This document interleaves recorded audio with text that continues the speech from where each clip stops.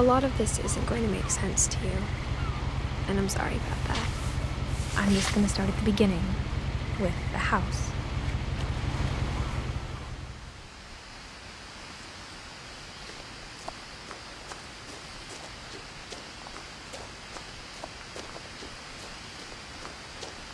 I lived here until I was 11, but I wasn't allowed inside half the rooms.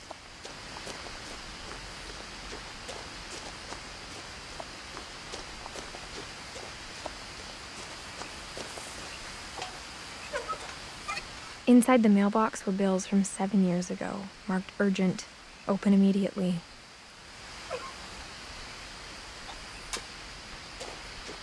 I hadn't been back since my brother Lewis's funeral.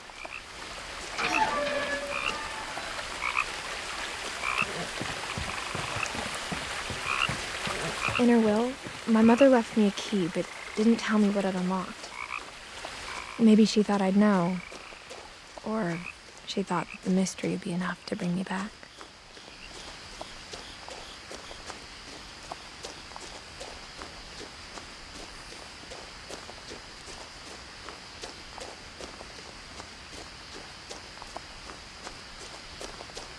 No one had driven this way in a long time, but I saw a few hoof prints.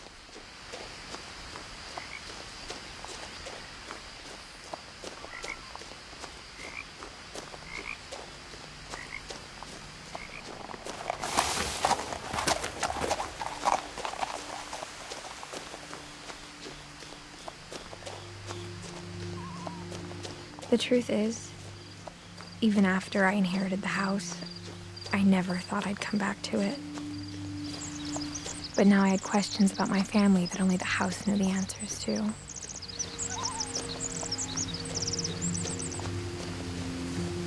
The house was exactly like I remembered it, the way I'd been dreaming about it.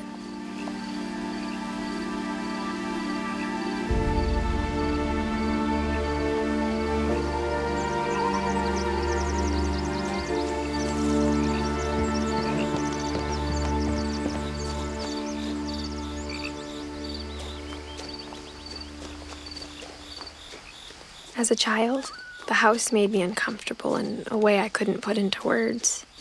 Now, as a 17-year-old, I knew exactly what those words were.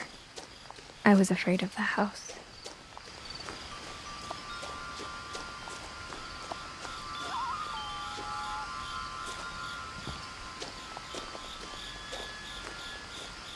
The house felt like it had always been here. Even the swing set was older than my mother.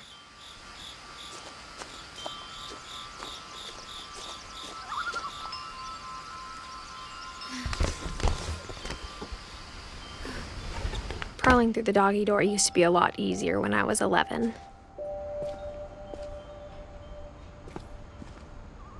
The power had been turned off the night we left.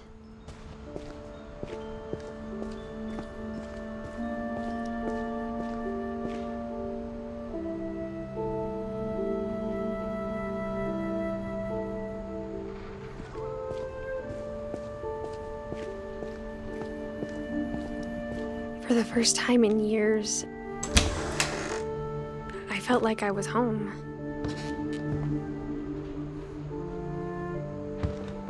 But instead of a family, there were just memories of one. Like how after Lewis started working at the cannery, we all got sick of eating salmon, except our cat, Molly. Or how only one restaurant would deliver to our house, so we had Chinese a lot.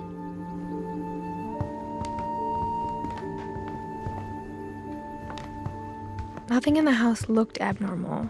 There was just too much of it, like a smile with too many teeth.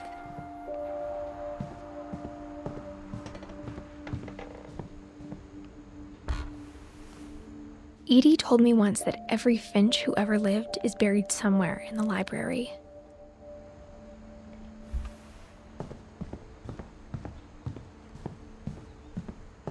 Mom always told me to stay out of the basement, so I wasn't too surprised when the key didn't fit.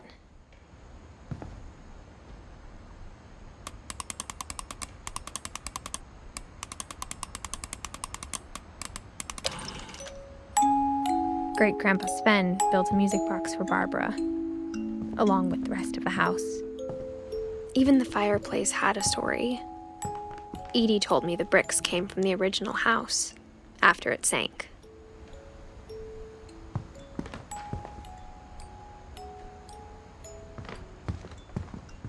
The table was still a wreck from the night we left.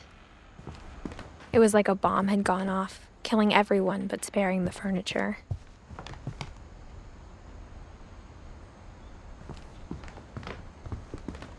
My mom was the only one of us who could imagine Great-Grandma Edie living in a nursing home.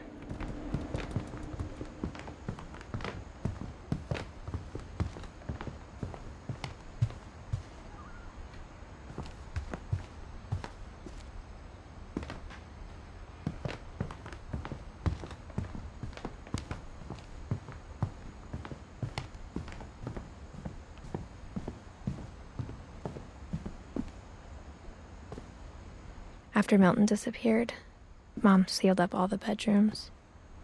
Then Edie retaliated and drilled peepholes.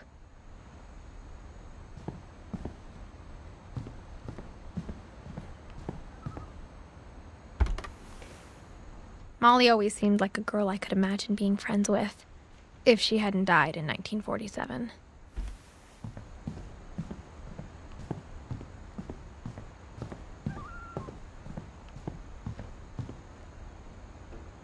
Whenever people ask me about my family, the first thing they always want to know about is Barbara. Edie's father, Odin, built the original house.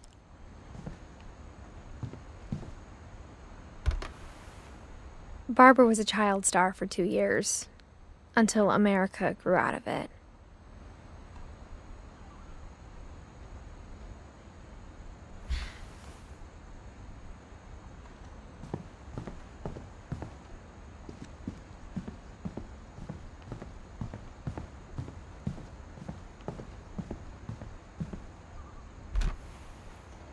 The last time I was in Edith Sr.'s room, I was 10 and she was painting my portrait.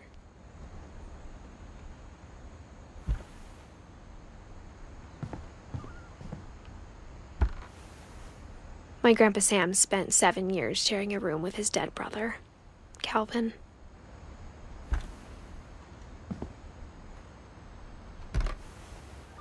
As a kid, I just assumed every house had peepholes and sealed rooms you weren't allowed inside of.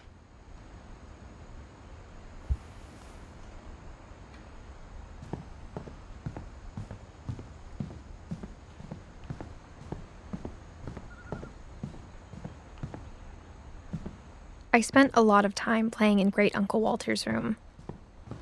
I think my mom sometimes regretted not sealing it up.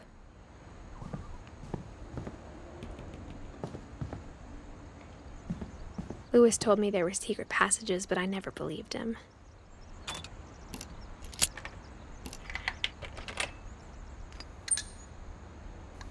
Turns out, my mom was really good at keeping secrets. Now it was time to find out what my mom had been afraid of.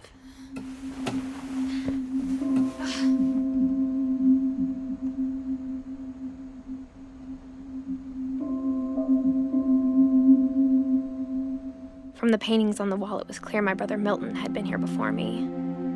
Reading this, maybe it sounds like I had a plan, but I had no idea what was behind that door. Just like I had no idea where all this was gonna lead. I grew up looking at Molly's room through the peephole. Molly's gerbil had a tiny bedroom with its own even tinier gerbil cage.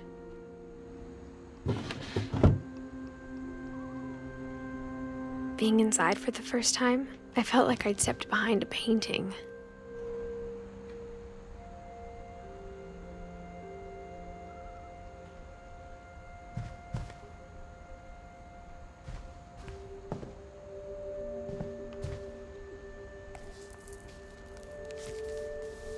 December 13th, 1947. Dear Diary, I'll be gone soon, but I wanted to tell somebody about what's gonna happen. It started when Mom sent me to bed without dinner. I woke up and I was starving, so I looked around for something to eat. The gerbil food was dry, but I didn't mind it.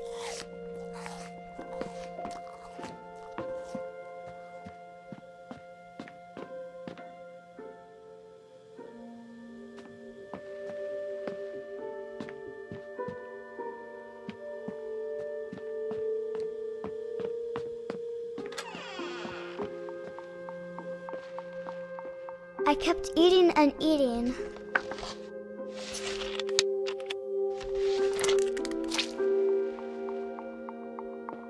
I ate a lot of things that night.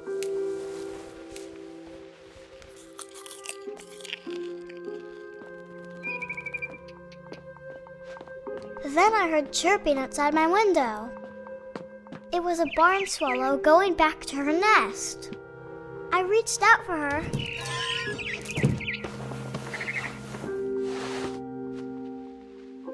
And suddenly, I was a cat.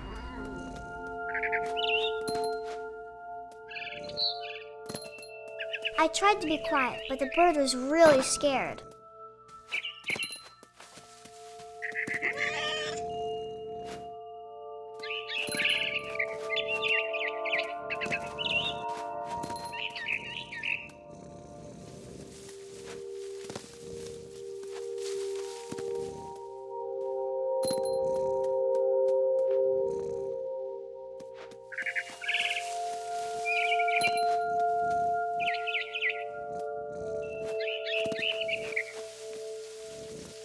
I jumped and I almost got her.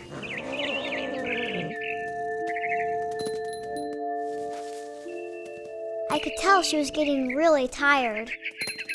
Now I was up in the big tree. I promised Dad I wouldn't climb it anymore. All I cared about was eating that mama bird. I gobbled her up. And suddenly, I was an owl. First, all I heard was the wind. Then I heard little teeth nibbling in the grass.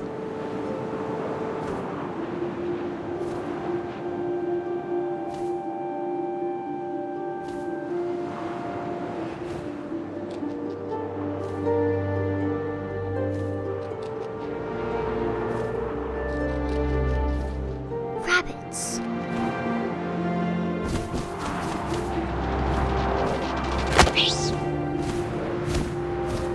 I imagined his face looking up and seeing mine through my talons. I swallowed him up, and I didn't chew one bit. Then I flew off to find something bigger.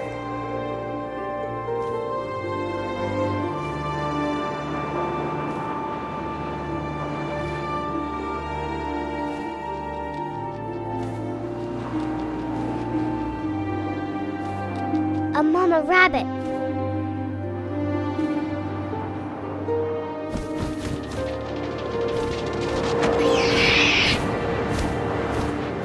She was almost too big to carry. I started choking, but I couldn't stop eating. And suddenly, I was a shark.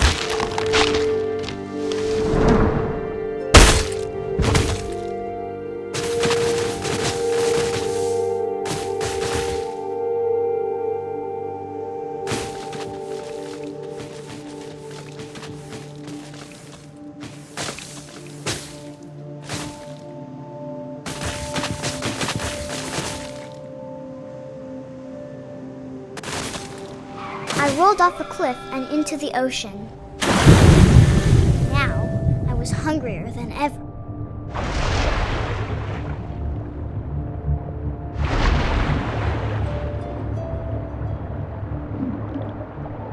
I wanted fat, juicy seals.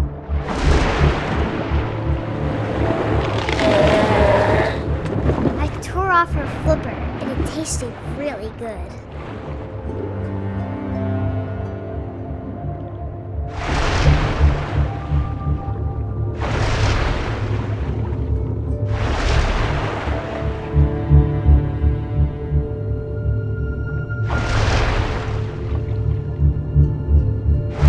Grabbed on tight.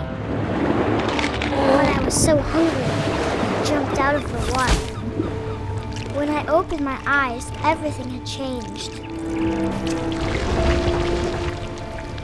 Now I was a monster, and I smelled people everywhere.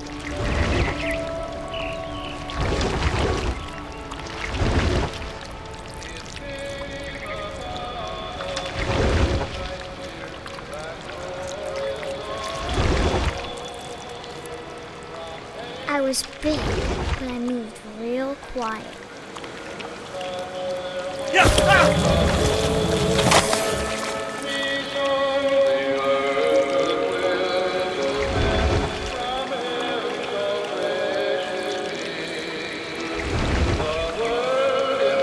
I wanted to stop, but also I didn't.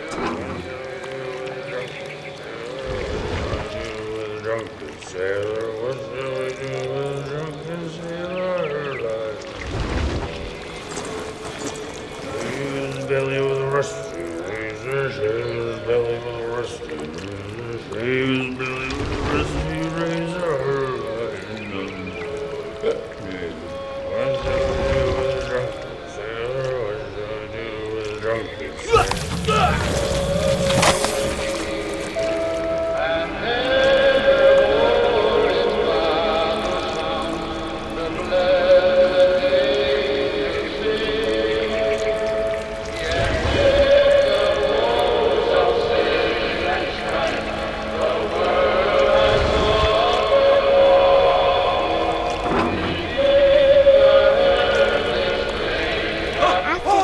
Passenger, I was still hungry.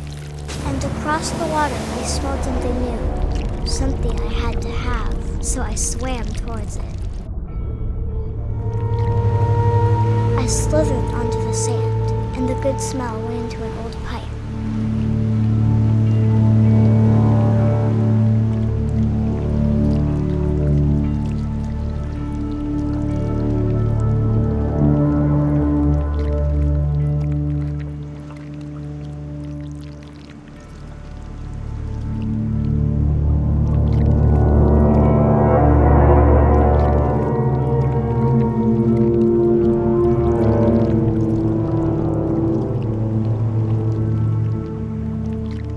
I got closer and closer.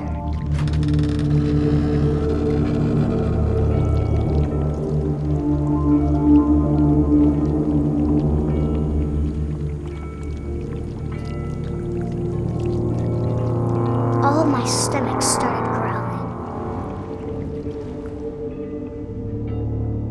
And suddenly, I was me again. I held my breath for a long time, but I couldn't hear anything. I think it's waiting for me to fall asleep. But it's not going to wait much longer. It needs to feed, and we both know I will be delicious.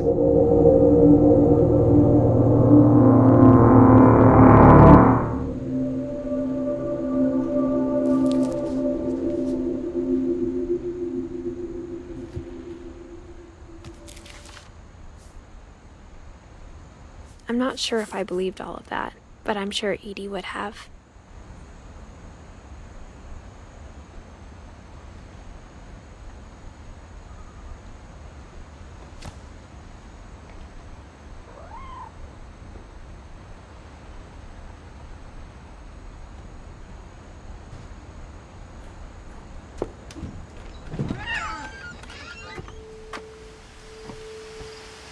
This will be obvious later, but my mom never told me any of these stories.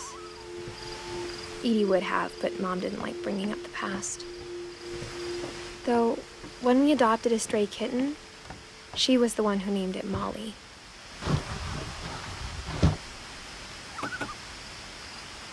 I spent a lot of time in Great-Grandma Edie's room. We got along, and it was a good place to hide from my mom. When Edie told people Sven was killed by a dragon, she could also have said he was building a dragon-shaped slide that collapsed. She could have, but she didn't.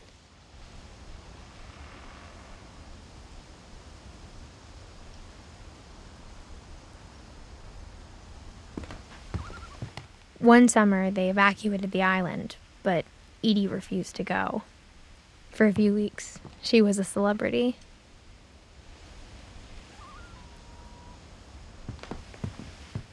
I hadn't thought of myself as Edith Jr. for a long, long time.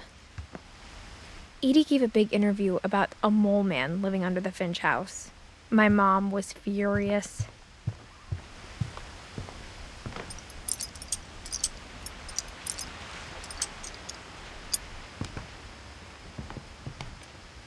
Louis died a week before we left, but Edie had already started to memorialize him.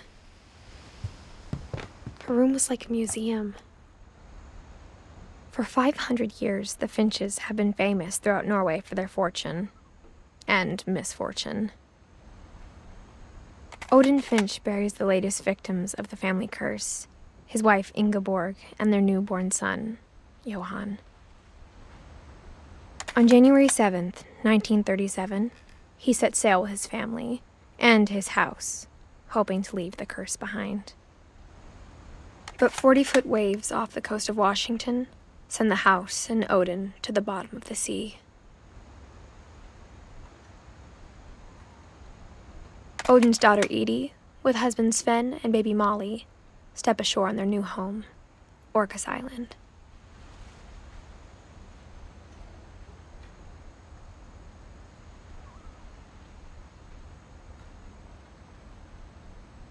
Odin Finch is the first to be buried in the new family cemetery. His daughter Edie is already dreaming of a new Finch house.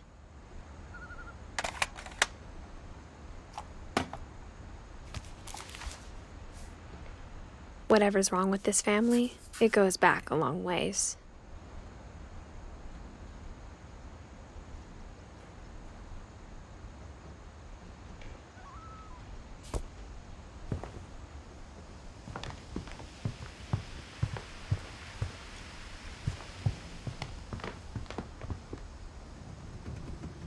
Even in her 90s, sometimes Edie seemed a lot younger than my mother. The only trace Grandpa Sam's first wife Kay left on the house was the pink bathroom. It was a pretty big trace.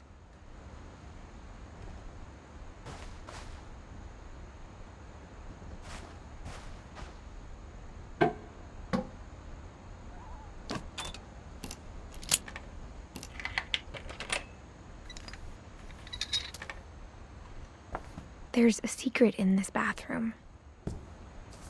It's in the last place you would look. It isn't in the cupboard. It's hidden in this book.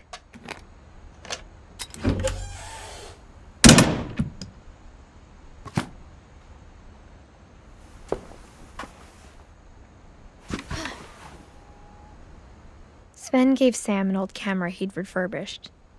He never put it down.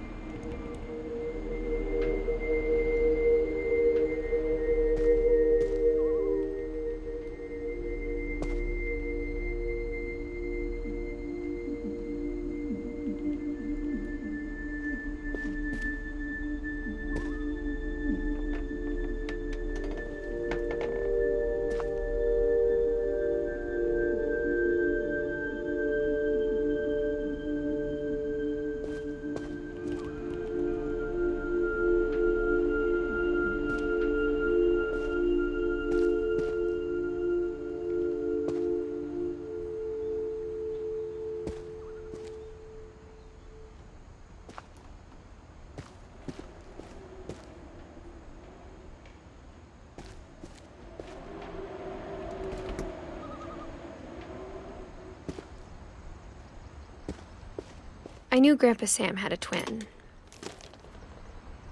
and that he never talked about him.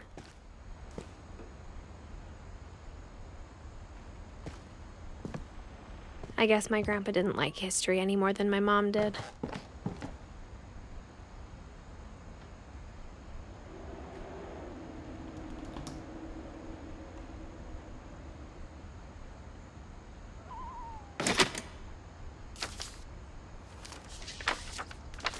How I Want to Remember My Brother by Sam Finch. The thing I remember is that when he made up his mind, that was it.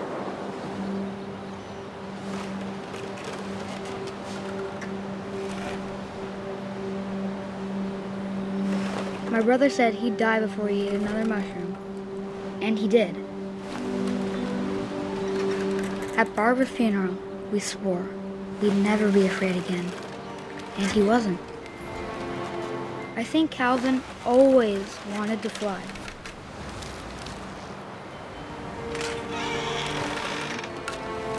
Sam! Calvin! Dinner's ready! Coming! But that day, he finally made up his mind to do it. I told him going around was impossible. Maybe if I hadn't said that,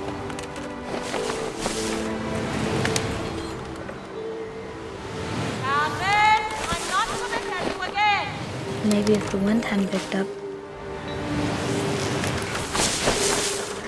then maybe he'd still be here. But I doubt it. I think he'd already made up his mind. That's what I want to remember about my brother.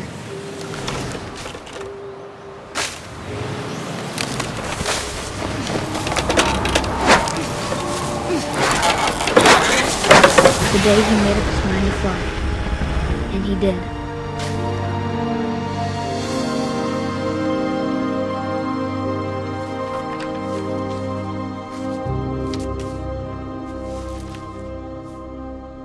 Calvin's story felt strangely familiar. When I was younger, I remember trying to do the exact same thing.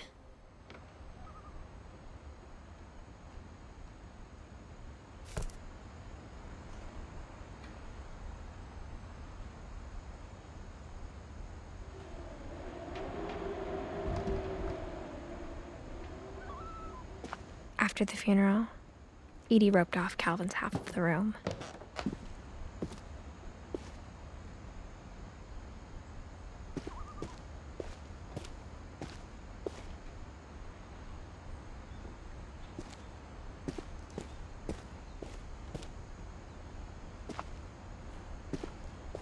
Mom said Grandpa Sam enlisted at 18 and never set foot in the room again.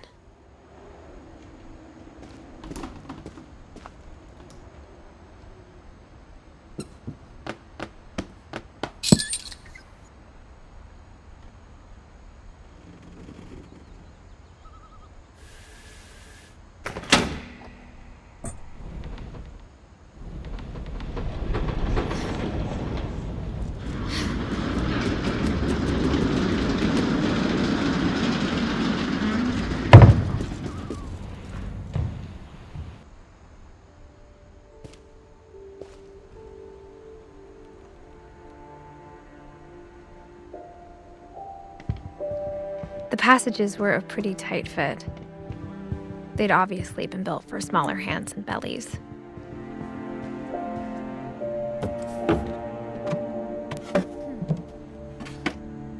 Growing up, I always thought of Barbara as a child star.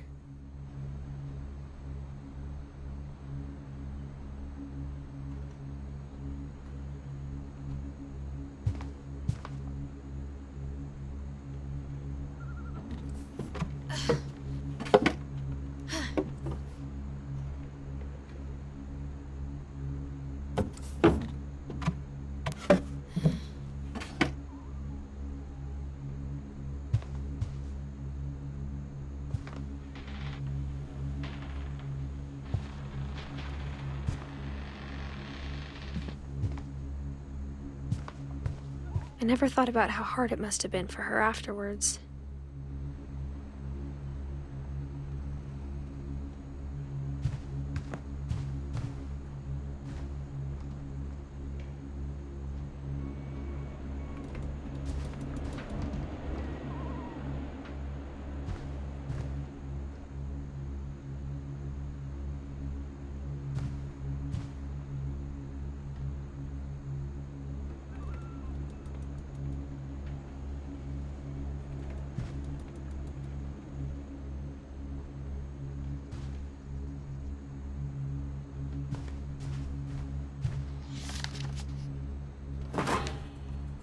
Of all the stories people wrote about Barbara's death, I'm surprised Edie saved this one.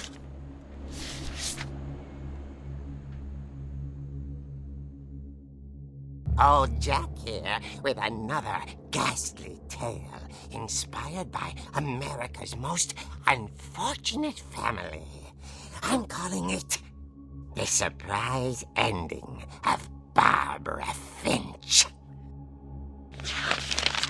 As a child star, Barbara was famous for her scream.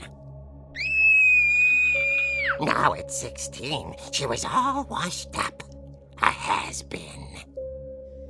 But in a lucky break, she'd been asked to perform her signature scream at a local convention for monster movie fans. It was just the boost her career needed. Unfortunately, her scream hadn't aged well. Getting better. I think you just need the right motivation. Her biggest fan and current boyfriend, Rick, was about to demonstrate when... Now that was a great scream. It was Barbara's father, Sven. He'd slipped into a table saw and had to be rushed to the emergency room. So Barbara got stuck babysitting her youngest brother, Walter. Her convention comeback was cancelled. Okay, I'm hearing frustration, but I'm not hearing terror. What if I tried... A gang of hoodlums in Halloween masks have been terrorizing Orcas Island tonight. Police are urging residents to... That came from the basement. You're right! Also, I loved your delivery on that. Why is your basement door locked? Because my dad likes making puzzles and secret passages. There's a key hidden in the music box. The secret is to keep winding and winding until finally the key pops out. Thanks, babe. I'll be back in a sec. 20 minutes later, Rick hadn't returned.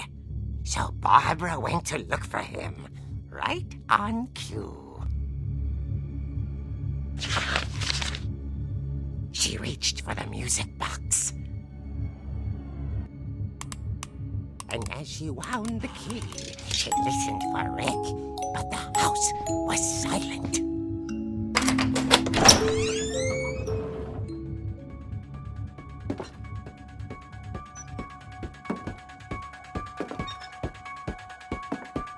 She found Rick's crutch and imagined the worst.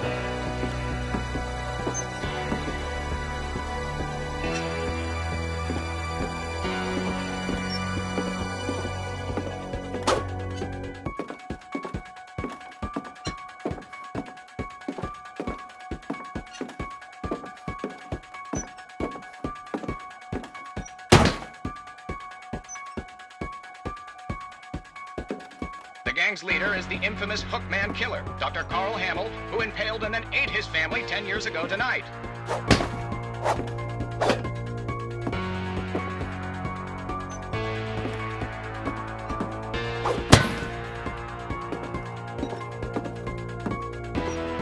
The old fridge rattled and grew still.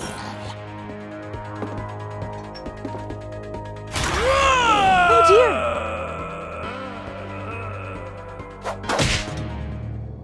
Oh! Rick?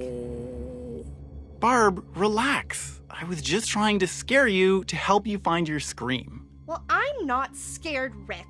I'm furious. Then act furious. All I'm getting from you now is that you're hurt and confused and She threw him out, but she kept a little something to remember him by. Barb, have you seen my other crutch? And she was still holding it when she fell asleep watching the late picture show. Hours later... Barbara! Walter, what's going on up there? Ah! Okay, I'm coming up, but if this is a trick, you're dead, Walter.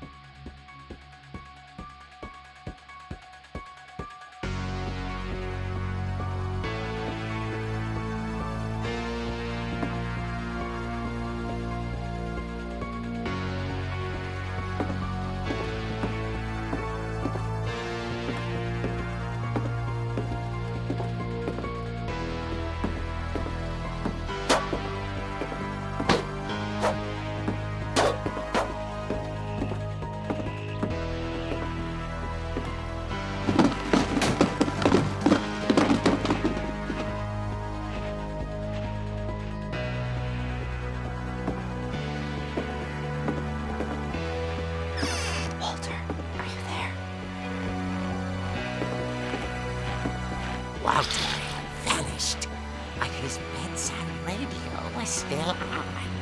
Orcas Island police describe the man as 6 feet tall, with a steel hook for a hand. Residents are urged to lock all doors and windows and notify the police of any suspicious activity. Barbara turned, saw the hook man, and was speechless. He was quite smashing.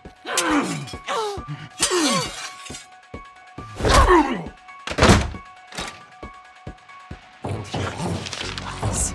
He couldn't get enough of Barbara. Okay, Barbara, there's gotta be another way out of here.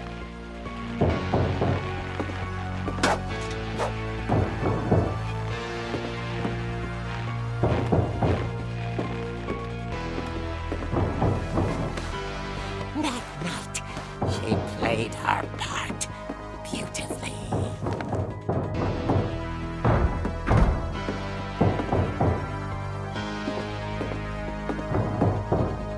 Molly's door hadn't been opened in years. The hinges groaned.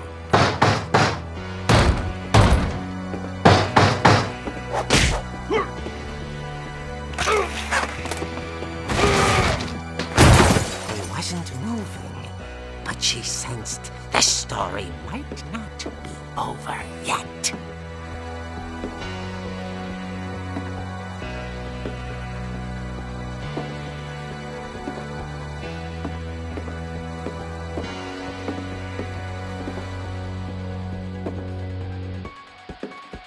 The hookman had vanished. She listened for his breathing, but all she heard was...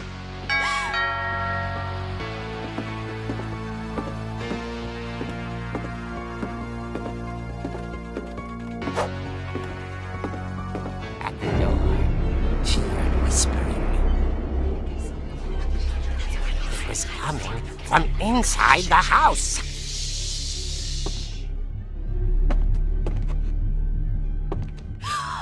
Oh dear. The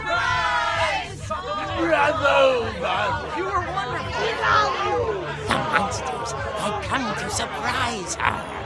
For Barbara, it was a dream come true. Then she saw what kind of monsters they were, and she realized what was about to happen. She was going to be famous. And with her final breath, Barbara Finch gave the performance of her life.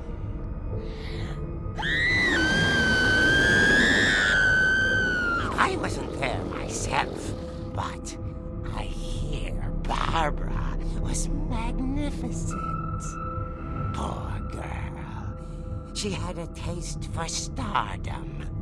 But unfortunately, so did her fans. Of course, the police blamed it all on poor Rick. who disappeared the same night. And little Walter, hiding under his bed the whole time. He took it all pretty hard, but that's another story. As for Barbara, tucked inside the music box is all they ever found of her. Her ear. Now that's what I call a real eerie tale.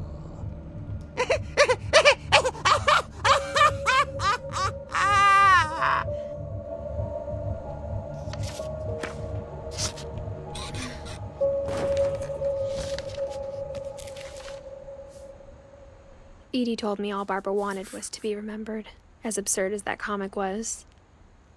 Maybe what Edie saw was a happy ending.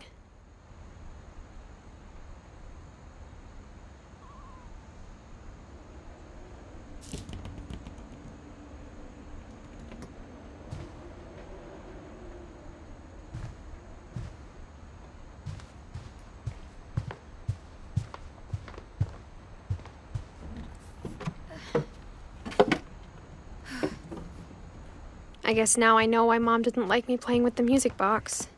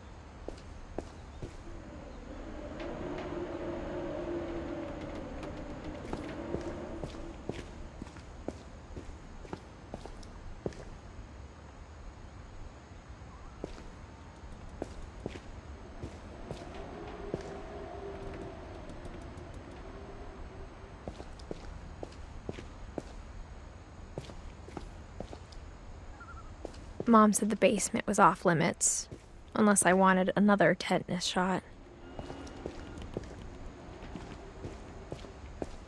I saw Edie sneak down to the basement once, carrying packages. I thought maybe she was hiding presents. It turned out she was hiding a lot more than that.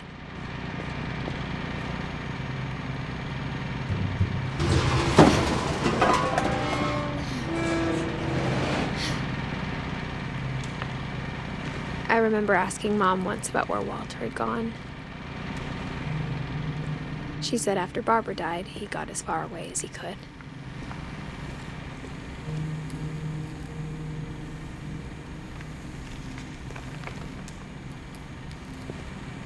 If there's a pattern in all these stories,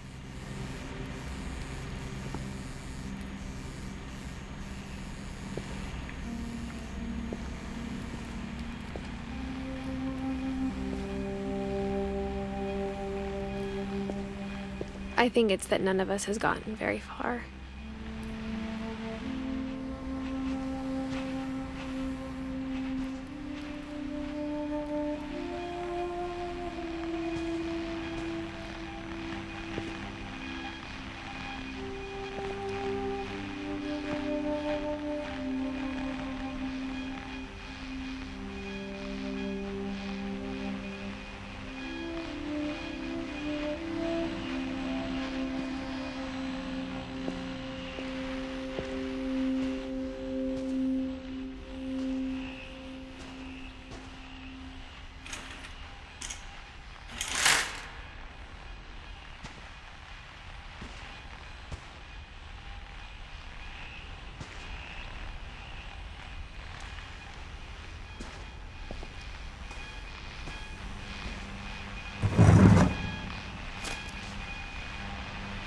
Goodbye, everyone.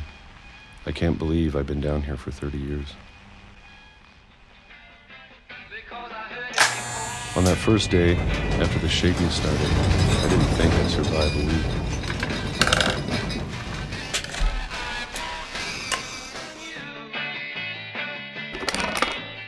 But after a few days, I settled into a routine. That's what kept me sane. Having a schedule, living for today. I always expected to be dead tomorrow. But if you wait long enough, you get used to anything.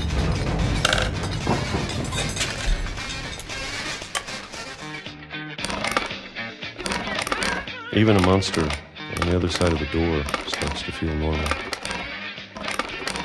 Almost friendly.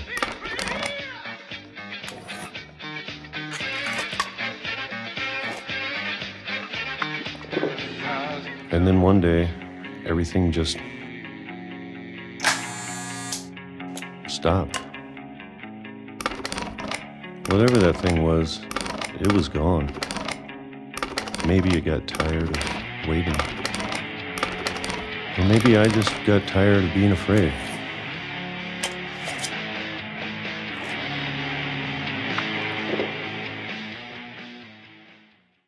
It's been a week now, the longest in 30 years. I'm done waiting. I have to leave while I still can.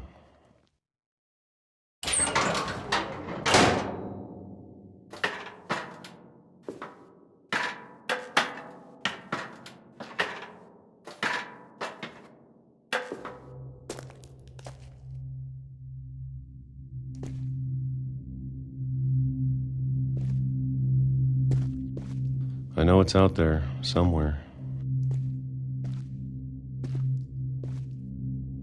Whatever killed Barbara and Molly.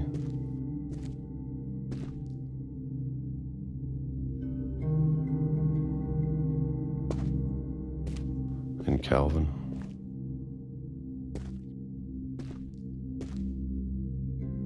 Maybe this is all a mistake. But I need to stop living the same day, even if it kills me.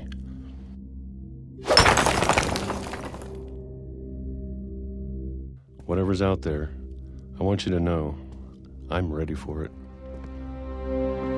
I'm going to appreciate all of it, especially the food. I don't mind if I only have a year left, or a month, or a single week. I'd be happy with one rainy day. I can already imagine the sun on my face.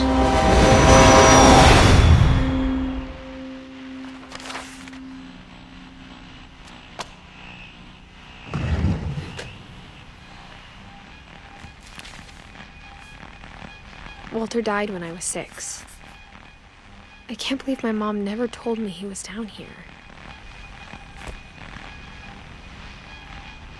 I'm sure my mom was trying to protect me.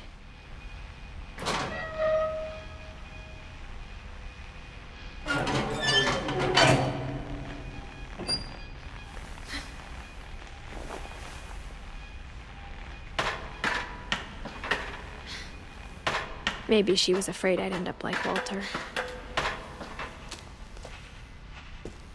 But if she never told me about an uncle under the house, I can only imagine what else she was hiding. I don't want to make the same mistakes she made. Trying to bury something that's still alive.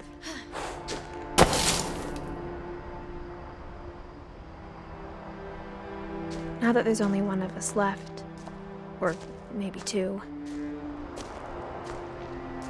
I thought it was time I heard the stories for myself and found out what happened to everyone else. But now I'm worried the stories themselves might be the problem. Maybe we believed so much in a family curse, we made it real.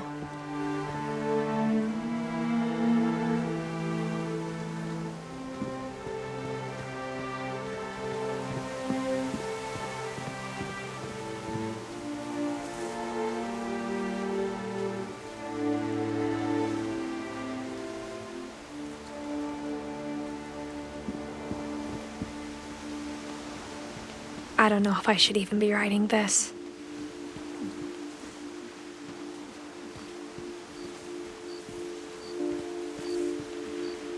Maybe it'd be better if all this just died with me.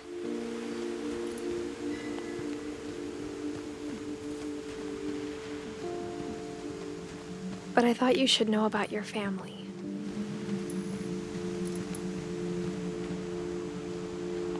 And the history you're a part of.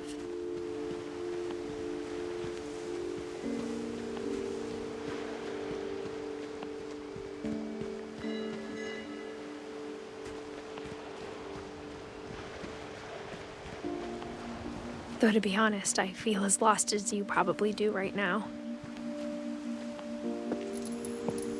I think the people in these stories believed them, for what that's worth.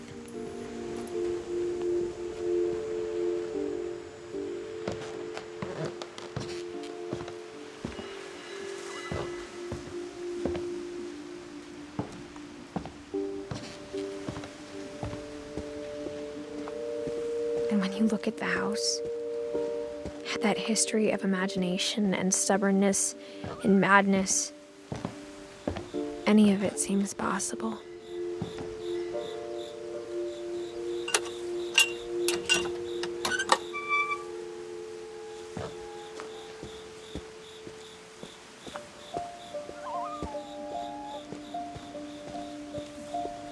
I think we've been surrounded by death for so long, we've just gotten used to it.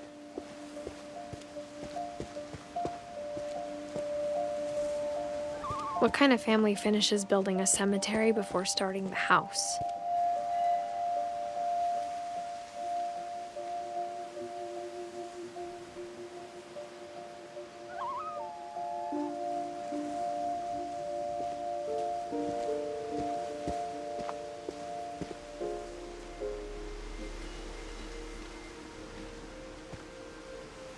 It's embarrassing for me to admit this, but the pet cemetery made me more uncomfortable than the human one. 3 of the gerbils are mine, and 2 had been my fault.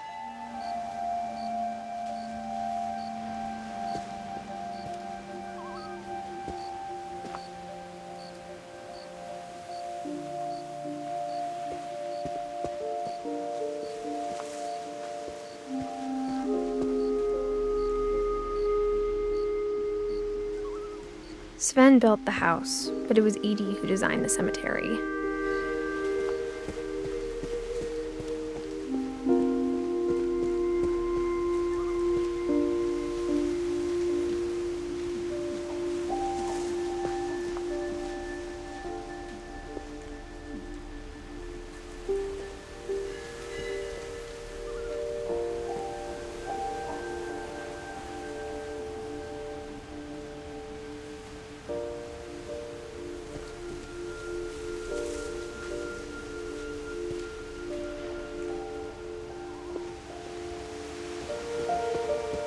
I'm sure Odin's monument had been Edie's idea. My mom was always trying to move on, but for Edie, the past never went away.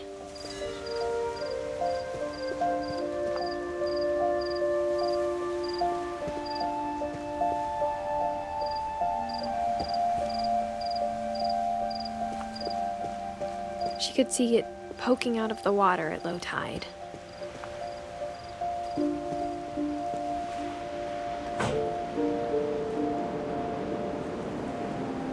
Edie said she dreamed about the old house every night.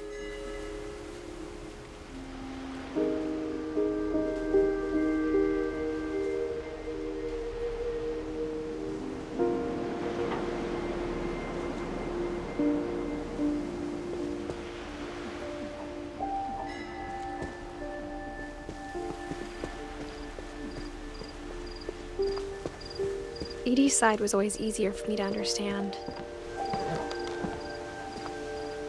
But the older I get, the more I can see where my mom was coming from.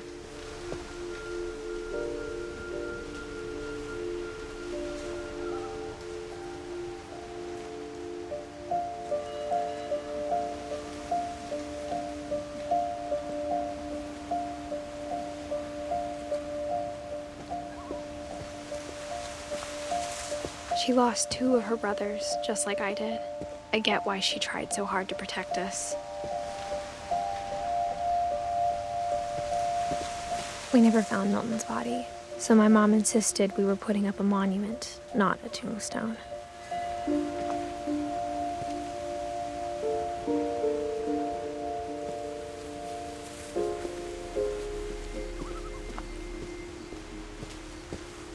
There's so many things I wish I could ask my mom now.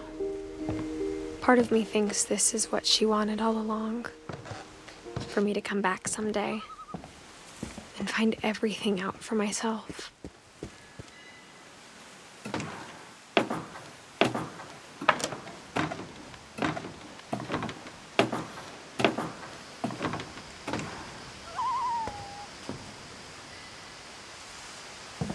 But looking back on it now,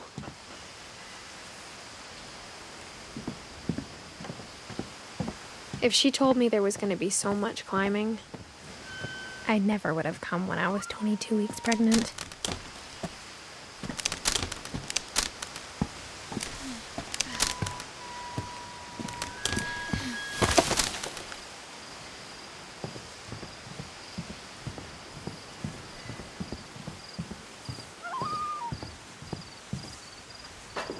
I never met Grandpa Sam, but I think he and my mom had a lot in common.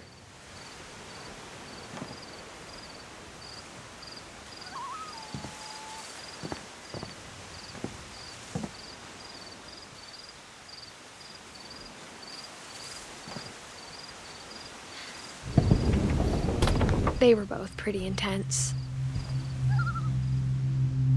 Sam spent his life shooting photos, but Mom said he got nervous being in front of the camera. I guess we're all afraid of something.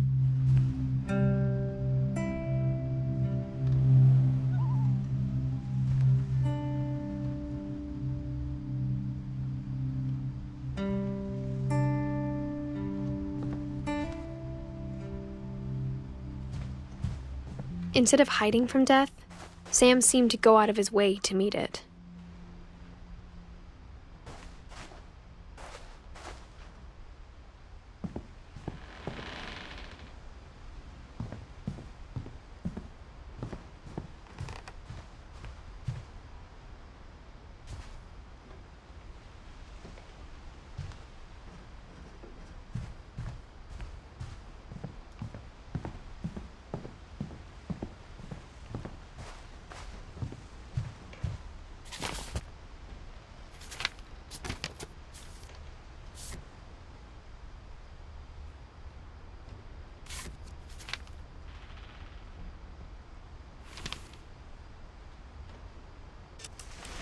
Dawn, I promise, you'll never forget this weekend.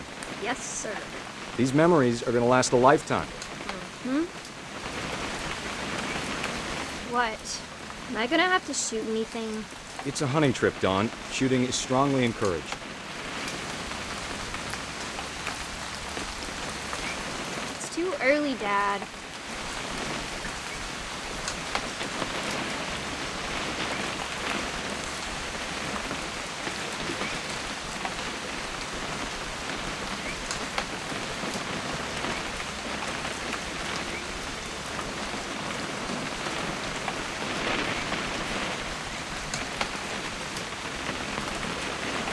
Okay. Perfect. It's gonna rain the whole weekend, isn't it? I will never forget this weekend, Dad. That's the spirit.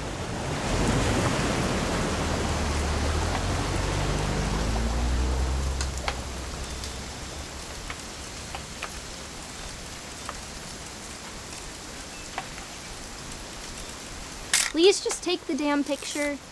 Hey, language.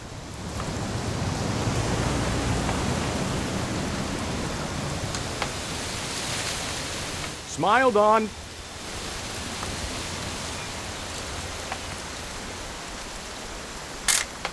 Okay, got it. I'm gonna take some pictures, okay? Just be careful. That camera's older than you are.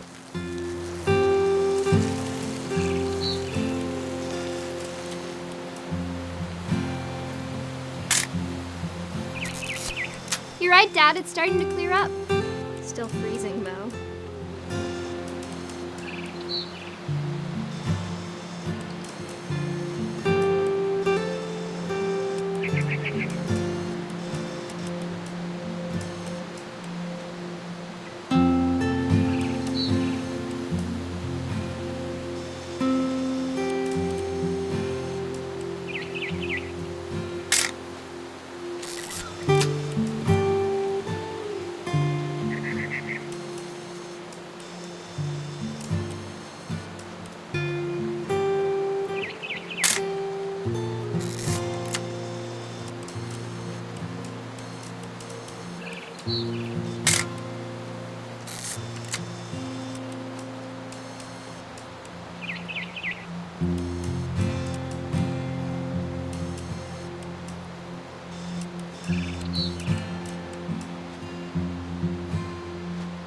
Definitely should not have drunk all that coffee. Hold still while I take a picture of you. I definitely... Hey! That's a keeper. Nothing quite like being outside. I'm just saying, I'm not always gonna be here, Dawn. You'll need to remember this stuff, if you want to survive. I'll be fine, Dad. You know who else thought he was gonna be fine? Some guy who died. Dawn, I'm being serious. I know, Dad. You're always serious. Doesn't being out here make you want to chill out? Well, to tell you the truth, I haven't been out here in 20 years. Dawn, don't you think you could find something more interesting to photograph? Last time I was with my brother Calvin. Man, that was a great trip. Your grandpa Sven taught us how to fish, how to build a fire. We found an old logging trail. There were deer everywhere. I bet if I could remember where that trail was, we'd spot a buck for you in no time. Give me a minute to check the map.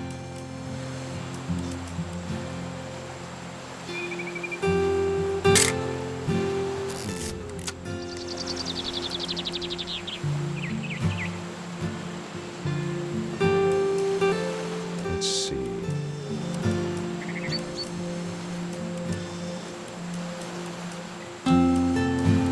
Maybe. You don't need to waste any more film on me, kiddo.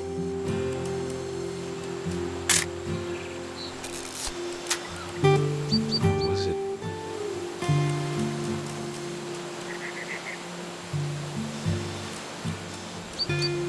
Could have been.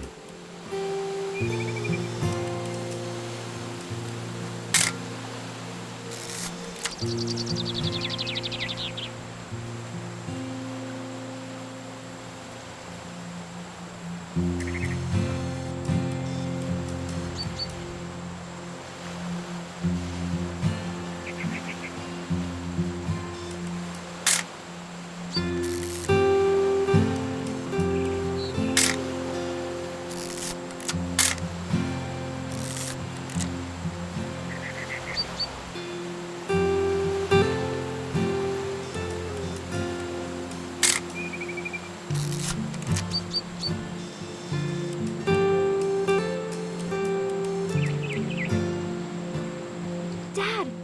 Good eyes, Dawn. Before you take the shot, let me get a picture of you.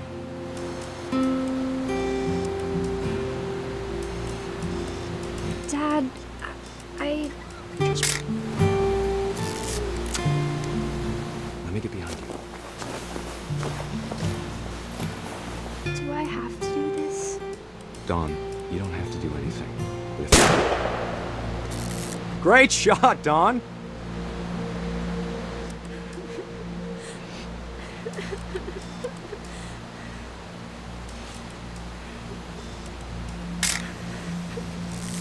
I'm proud of you, Dawn.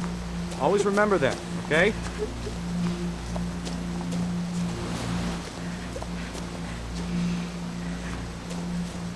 Dad, it's twitching. I think That's it's totally normal, Dawn. Just focus on the camera. Try not to think about— Dad!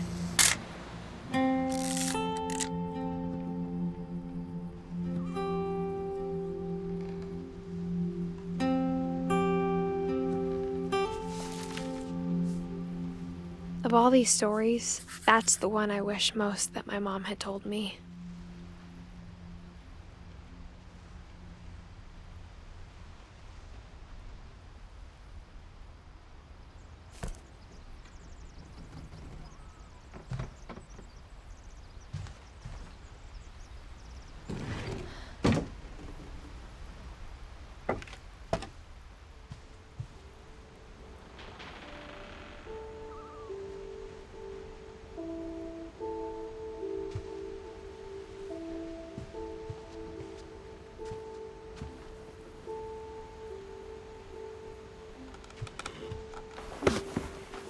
After Sam died, my mom and Edie got really close.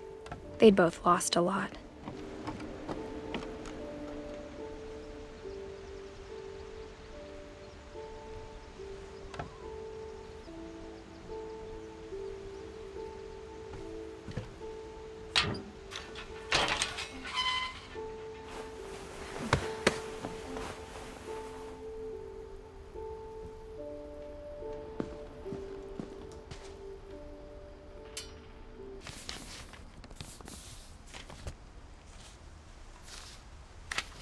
Dear Kay, do you remember the way Gregory used to laugh when he thought he was alone? Like something funny was happening, but only he could see it.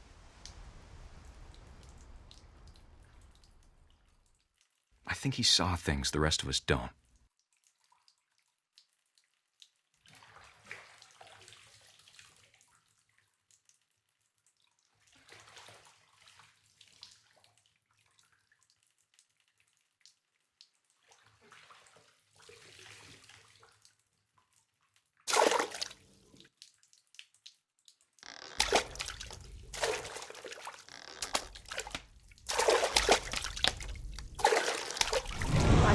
Gregory, it's time to...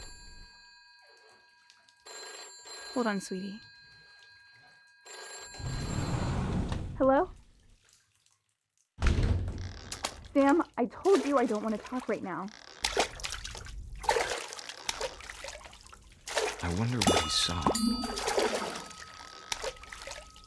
What his world was like.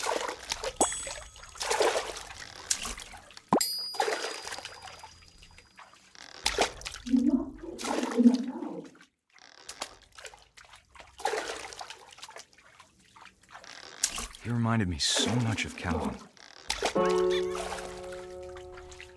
Lost in his imagination.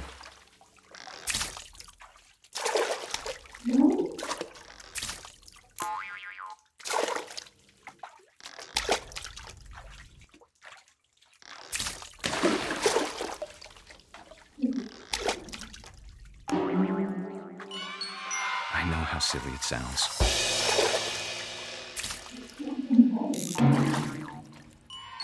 But I worried about a baby being too happy. But I could feel him slipping away. Sorry about that, Gregory. I know you did everything you could. Maybe if I hadn't called that night. Damn it. I wish he could have told us about the world he saw.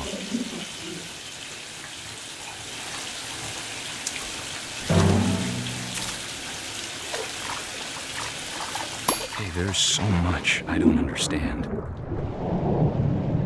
about Gregory. About everything.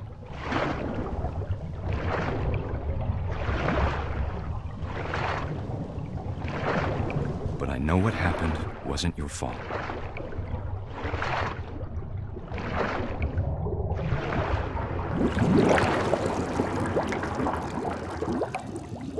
I'm sure he's happy. And he'd want you to be happy too. Good luck, Kay. Love, Sam.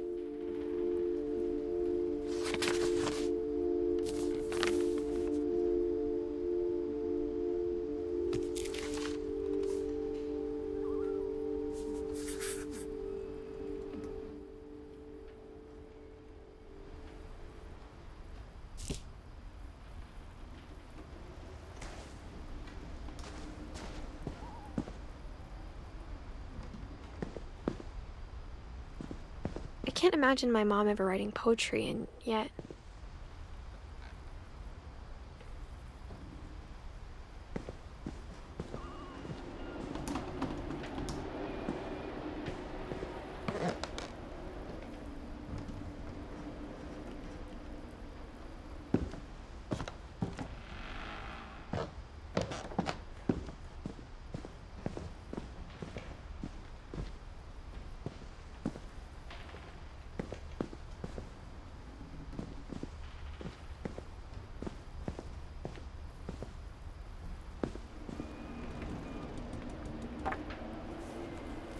A poem for Gus, who always said the wedding was a bad idea. Our father never hit us kids, at least not very hard, before the day my brother said with teenage disregard that he'd be dead before he'd see a wedding in our yard.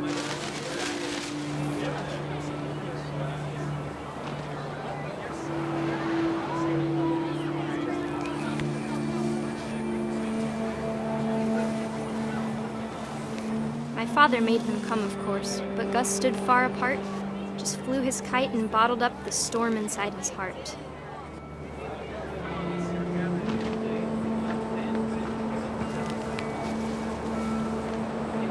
I tried to talk him out of it, but though he'd never met her, we don't need a stepmom were the words that I now pronounce you husband and wife. You may kiss the bride.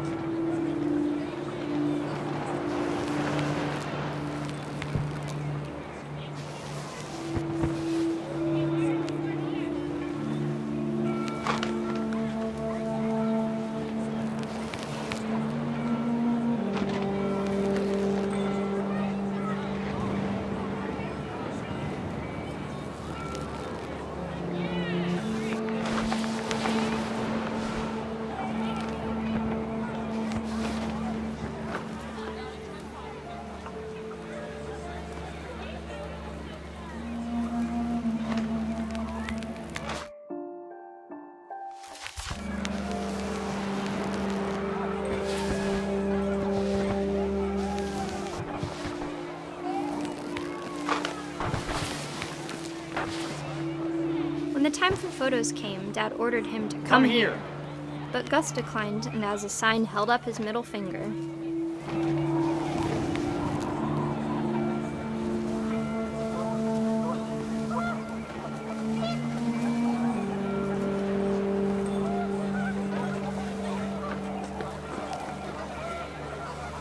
The wind picked up and panicked geese appeared and quickly went. But all the humans did that day was go inside the tent.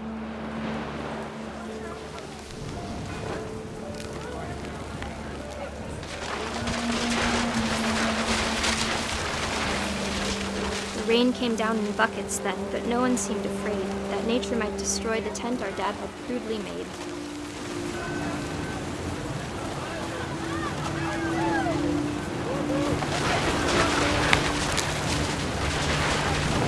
The thunder sounded much too close and full of angry power, but all my father said to this was, "Make the music louder."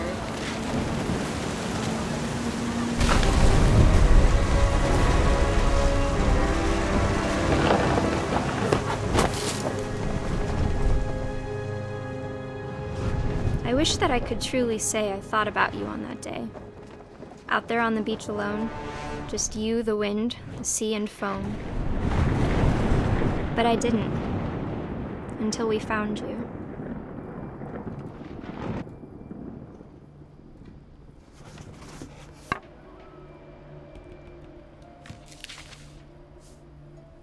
She never talked about him, but Mom told me once if I was a boy, they were going to name me Gus.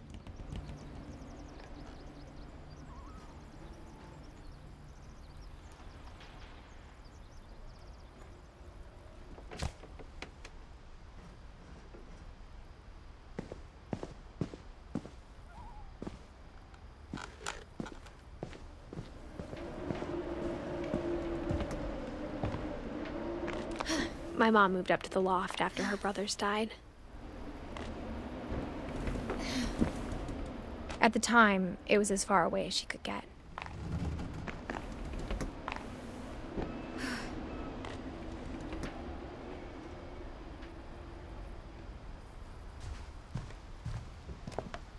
She spent a summer building houses in Calcutta, where she met my dad, Sanjay.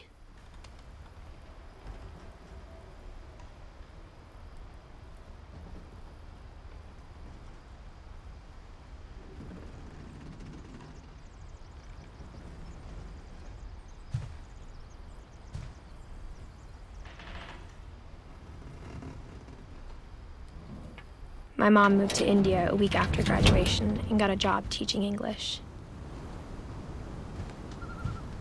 Religion was another thing my mom never talked about, but I think it helped her a lot after her dad died. Louis was born a year later.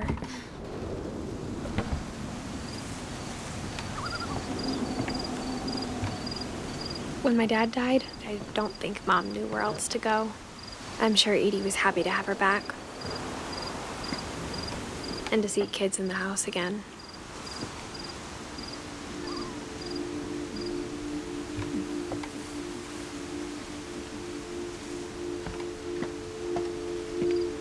The house had to get a little bigger, but Edie was used to that.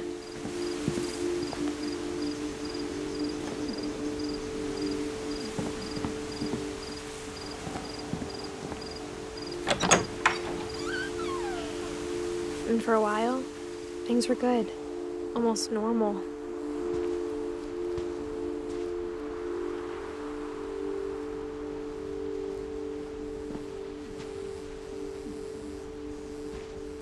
But it didn't last.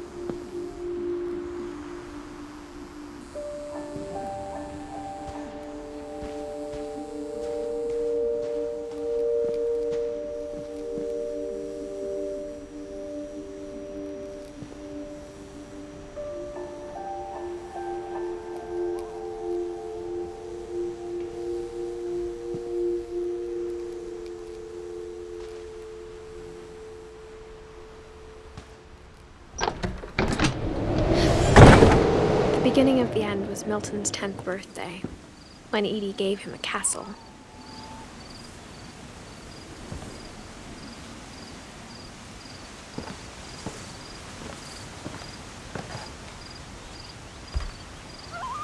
After Milton disappeared, the only thing he left behind was a room full of paintings.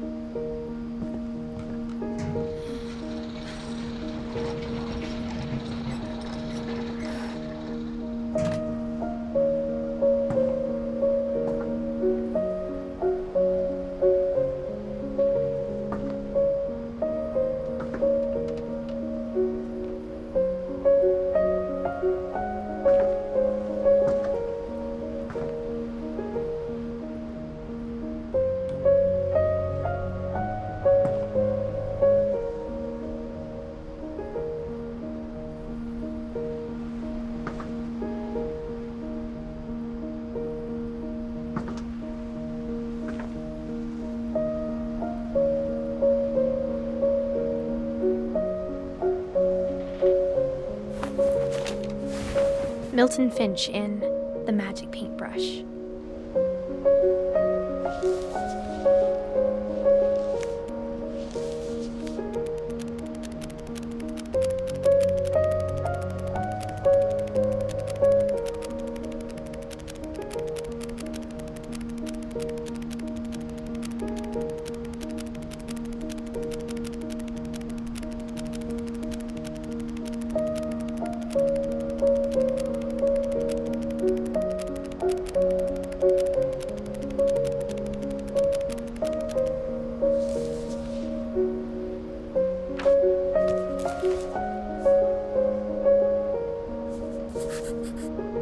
I was 4 when Milton disappeared.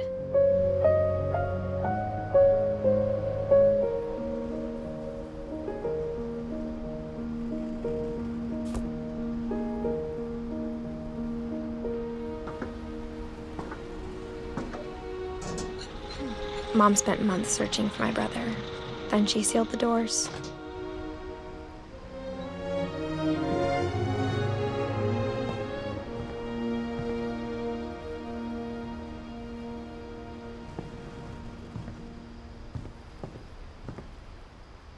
Whatever Milton had found in the house, Mom didn't want it getting out.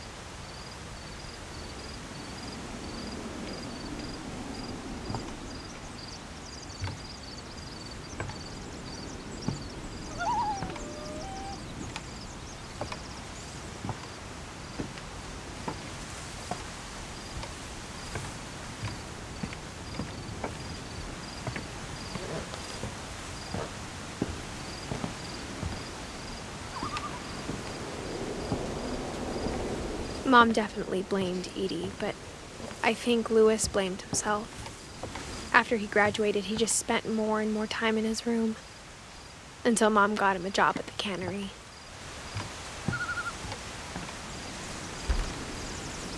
Everyone always told me to stay out of Louis's room, except Louis.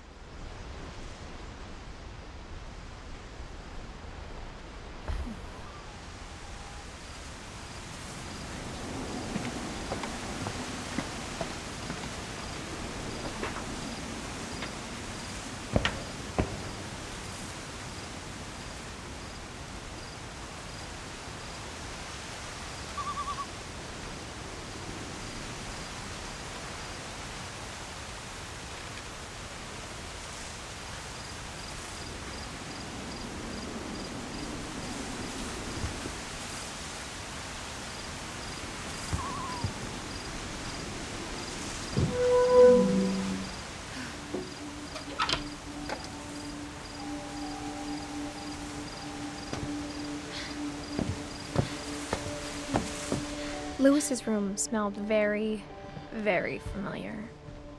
That part of him lived on.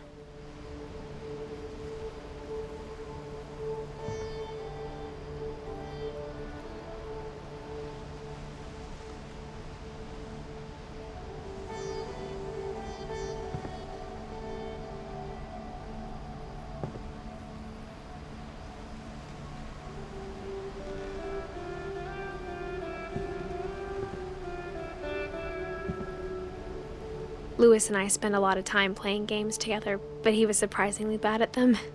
He died a lot.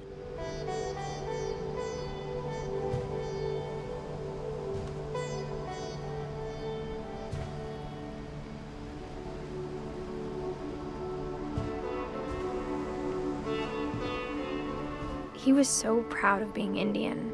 I think for him, it was a way to be something other than just a Finch.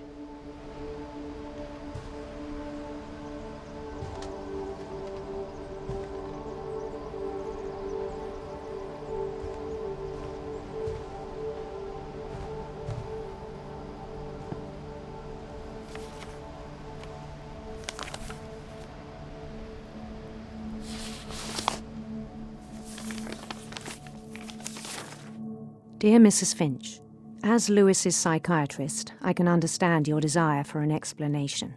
As I see it, the trouble began in January, shortly after we convinced your son to seek treatment for substance abuse. Newly sober, I believe Lewis first noticed the monotony of his daily life.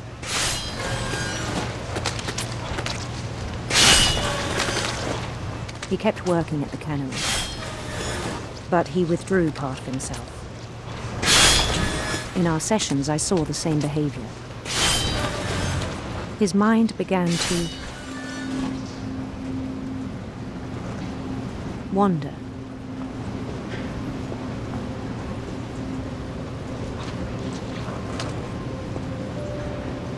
I asked him to describe it.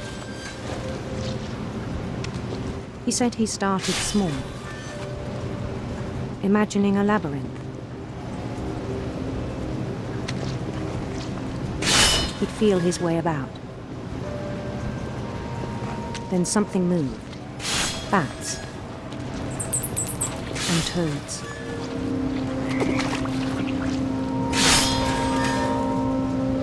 And things that have not names. He knew it was all in his head. But he took it very seriously. I had hoped he'd find himself.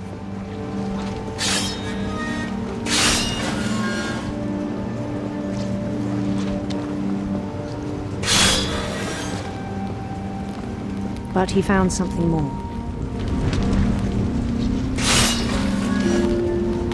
I worried about him then.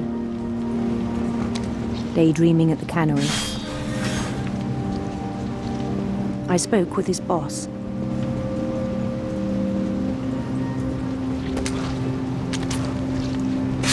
But he said Lewis had become a model employee.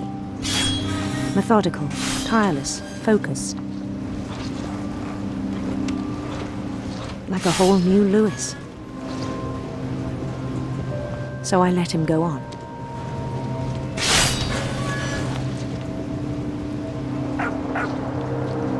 I even encouraged him. It seemed very promising at first. He told me he'd made a new friend.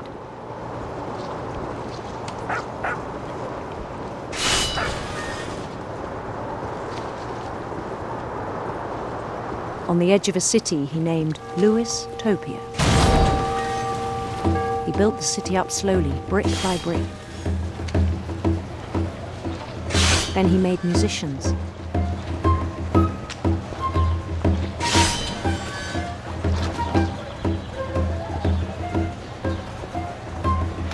And songs for them to play.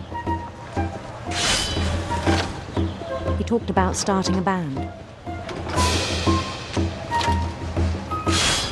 And he was always humming something. Every day his imagination grew stronger.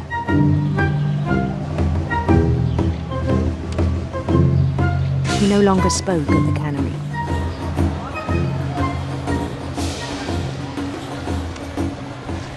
But his chopping was as reliable as ever. Then one day it struck him that all the cheering crowds, even the stones under his feet, were all in his imagination. So he could do whatever he wished.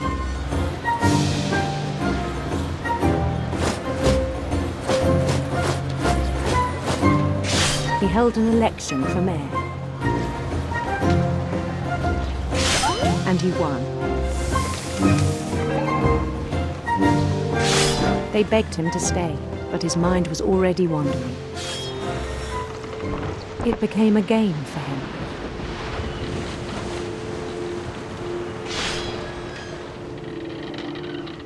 He'd conquer a city, then immediately push on.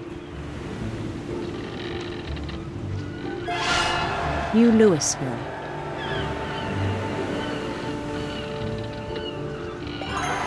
St. Louis. He started drifting away from our reality.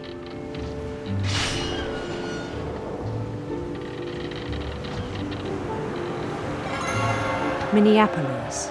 until one day he forgot to go home from the cannery. Even as his mother pleaded with him, part of Louis kept sailing on.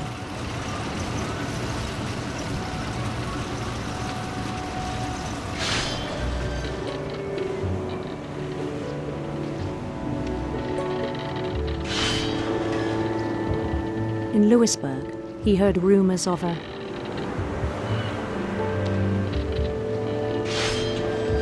handsome queen.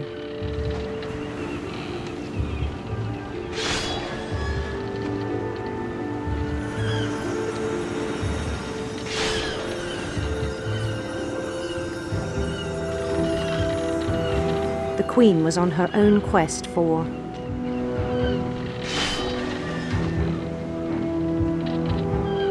radiant rainbows.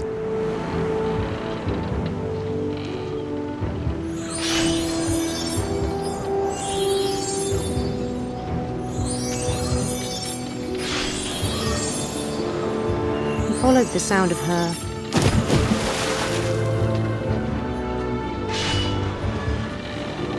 silver harp.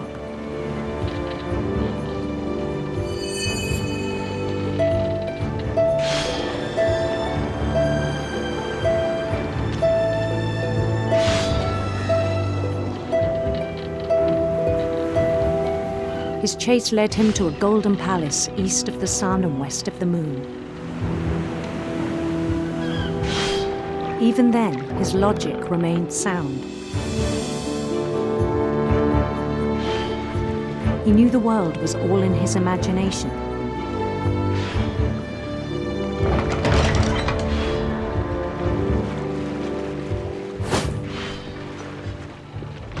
But he was so proud of having created it. In his own eyes, he'd become something greater than a king.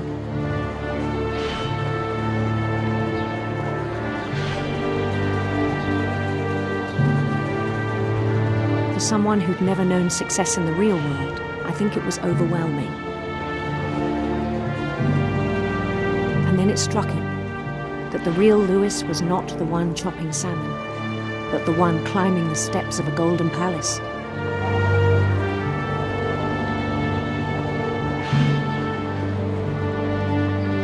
My imagination is as real as my body, he told me. It was hard to argue with him.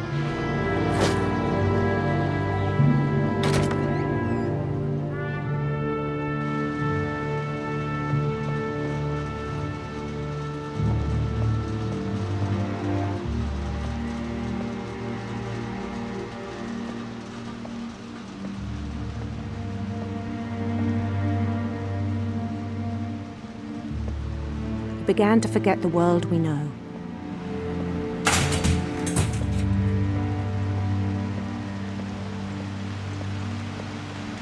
I think it pained him to remember Louis, the cannery worker.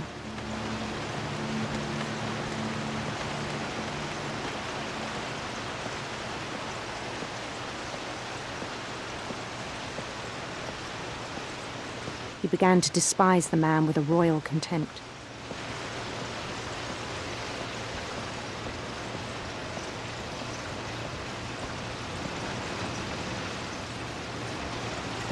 I still thought I could save him. Even after he said he was being crowned king over all the lands of wonder.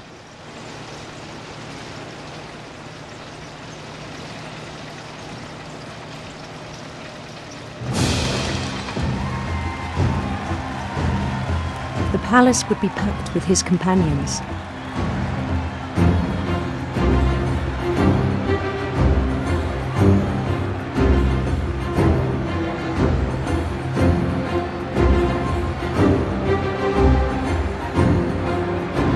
Including the wise Calico who'd insisted on advising him.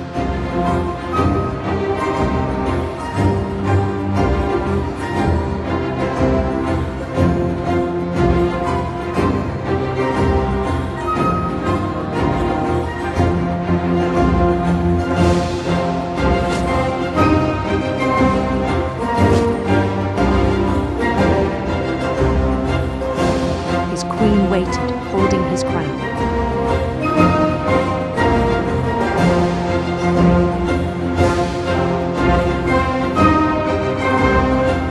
There's only one thing left to do.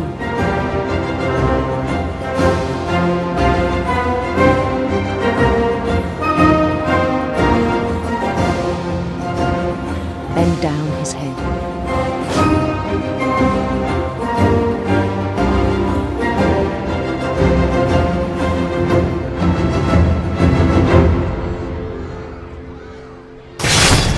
And the rest I think you know. Mrs. Finch, your son was a kind man who will be missed by all of us who knew him.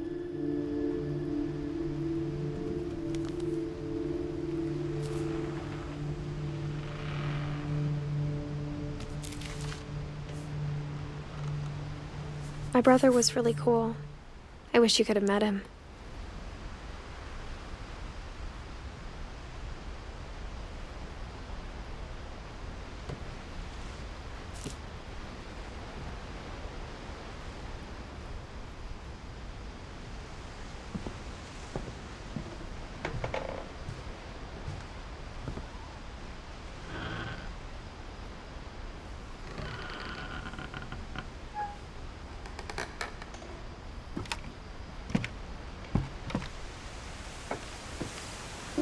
On the way back from Lewis's funeral, my mom told me to start packing.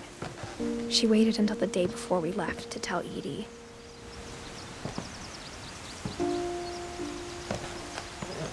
I'm not sure if she wanted to make it easier or harder.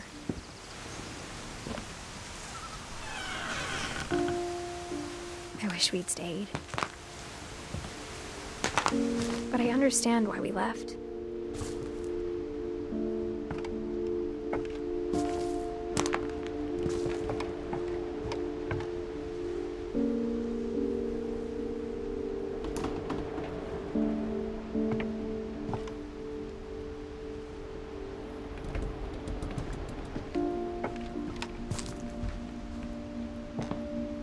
My mom ended up leaving everything behind.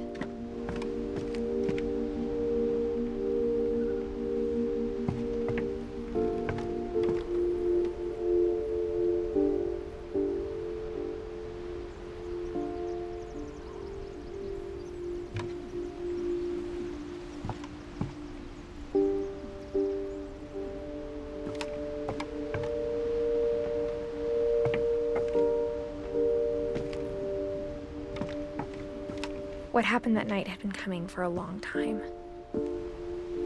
Maybe it should have come sooner.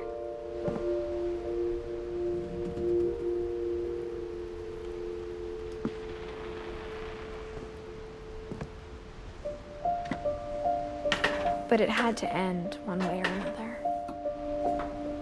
All that's left now is to tell you about that last night.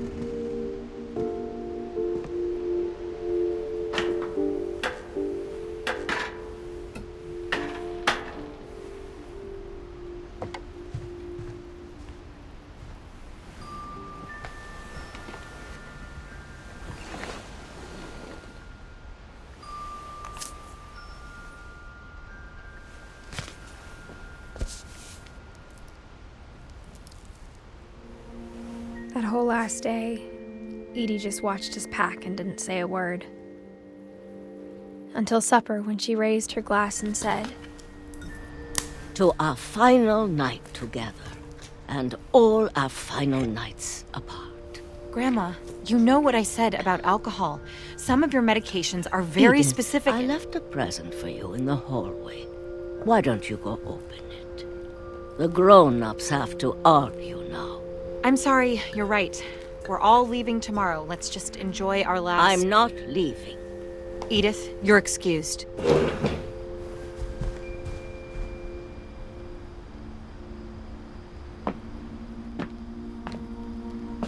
The power had been shut off that morning, but Edie always had plenty of candles. When my mom sealed the library, I don't think she knew about the other entrance, or that Edie had a key to it.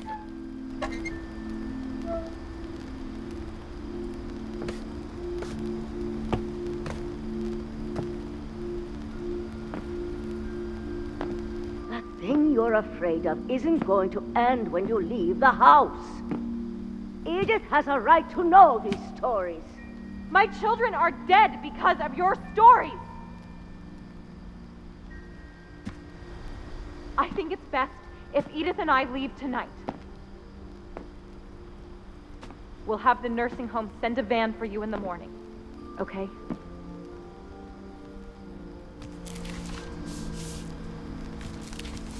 Dear Edith, there's so many stories I wish I could tell you, but there's only time for one.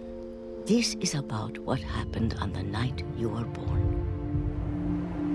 That night, the tide went way, way out. It was the first and last time I ever saw the old house aground. There'd been an earthquake out in the middle of the ocean. They called it the lowest tide in 1,000 years. God, it smelled awful. You know, I've seen that house every day of my life.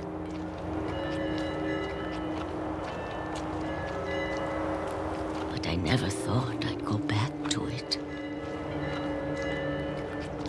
When the fog rolled in, I lost my way.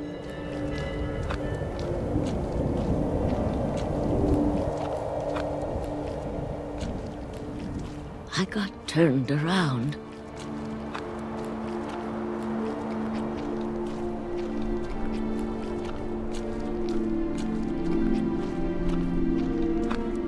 For a while, I wandered.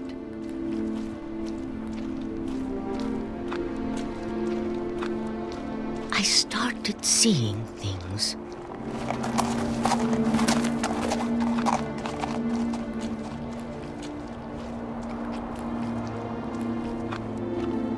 Things I'd forgotten had ever existed.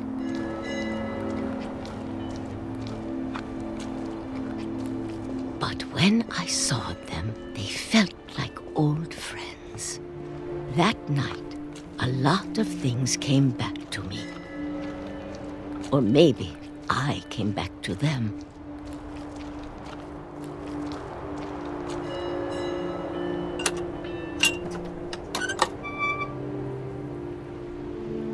Things I can't explain, but that I need you to try and... Edith, what are you doing in here? It's mine. Edith! Mom, you're gonna rip it! Let go! I kicked and screamed, but Mom dragged me to the car. I never saw Great-Grandma Edie again. The next morning, the van came to pick her up, but she was already gone. After that, we moved around a lot.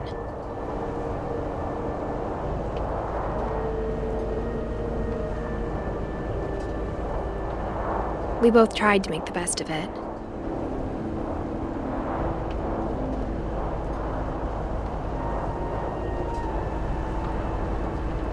A few years went by.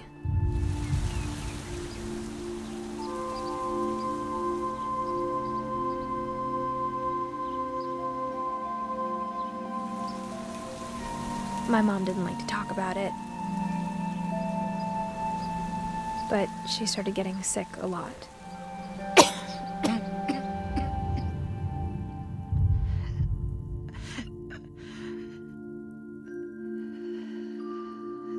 She got better for a while, and then she didn't. And then I was alone. The last Finch left alive.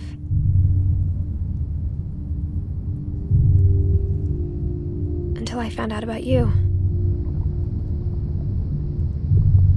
I'm still not sure what to tell you about all this. If we lived forever, maybe we'd have time to understand things. But as it is, I think the best we can do is try to open our eyes. And appreciate how strange and brief all of this is.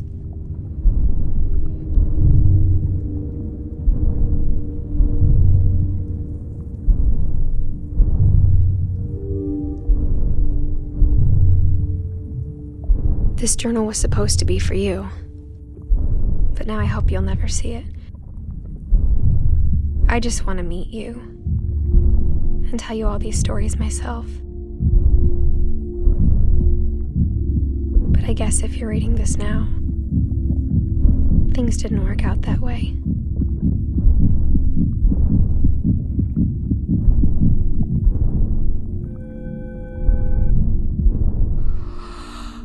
This is where your story begins.